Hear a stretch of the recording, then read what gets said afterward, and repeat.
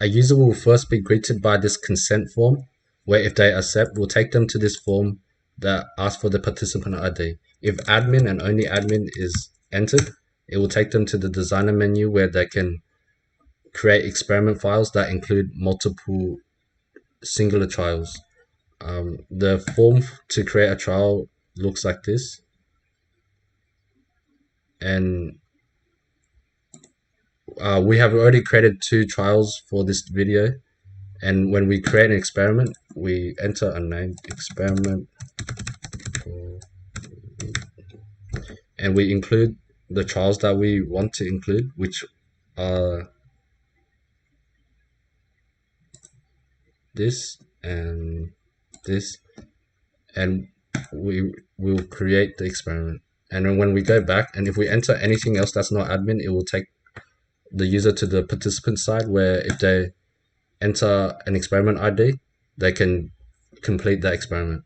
The experiment ID would be the name of the experiment, so the one we want to do is this.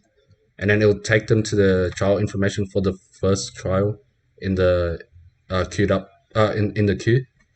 And so you can see all the information here, and then when you press continue,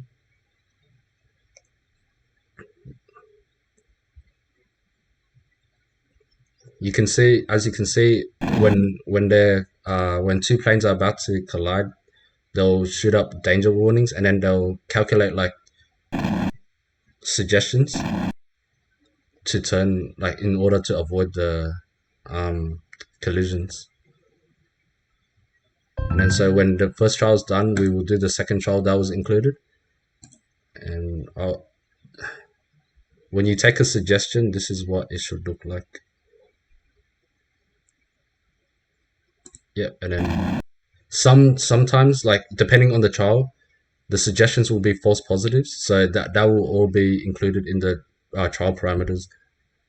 And so sometimes when you take a suggestion, it will result in a crash, and it's up to the participant to gauge whether the suggestion is valid or not. And after you finish the trials, you can close the browser.